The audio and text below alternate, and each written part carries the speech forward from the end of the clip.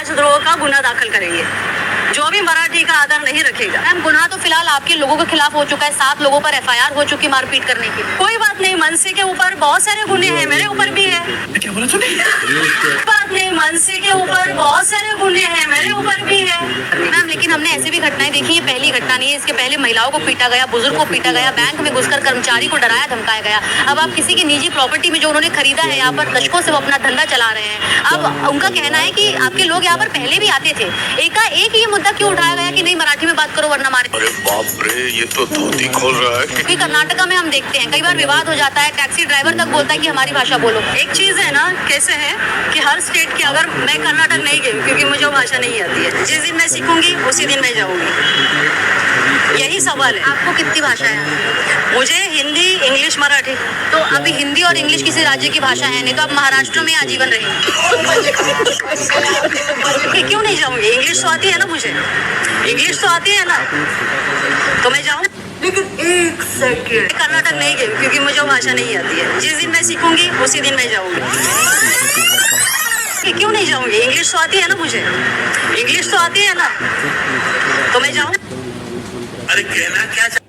और उन्होंने तलवार अपनी जो लड़ाई की शुरू छेड़ी थी, वो लड़ाई किसी मराठी के लिए नहीं थी, महाराष्ट्र के लिए नहीं थी, मुंबई के लिए नहीं थी, किसी देश के या एक हिस्से के लिए नहीं थी। वो संपूर्ण पूरी दुनिया में भगवे के लिए थी। और ना ही वो लड़ाई सिर्फ औरंगजेब के खिलाफ थी, वो लड़ाई पूरे औरंगजेब जैसे सोचने वाले हर एक उस ऐसे इंसान के खिलाफ थी जो भी उस तरह की सोच रखता हो या उस सोच के हिसाब से काम करता हो।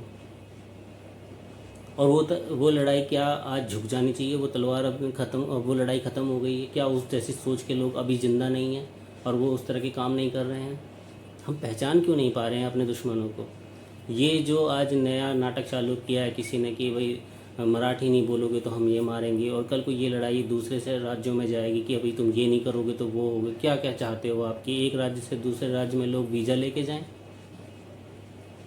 या सारी सीमाएं बन जाएं कि वहाँ वो नहीं जाएगा, वहाँ वो नहीं जाएगा? आप ऐसा चाहते हो? असल में ऐसा मैं मानता हूँ कि ऐसा मराठी भी नहीं चाहते। ये कुछ गुंडे हैं जिन्हें जानबूझकर एक राजनीतिक पार्टी और मराठी का चोला ओढ़ाकर जानबूझ के कुछ करके दिखाना कुछ चाहते हैं और चाहते कुछ हैं। क्या आपको नहीं लगता कि हमें वो देखना चाहिए जिसे छुपाया गया है, या हमें वो देखना चाहिए जो हमें दिखाया जा रहा है?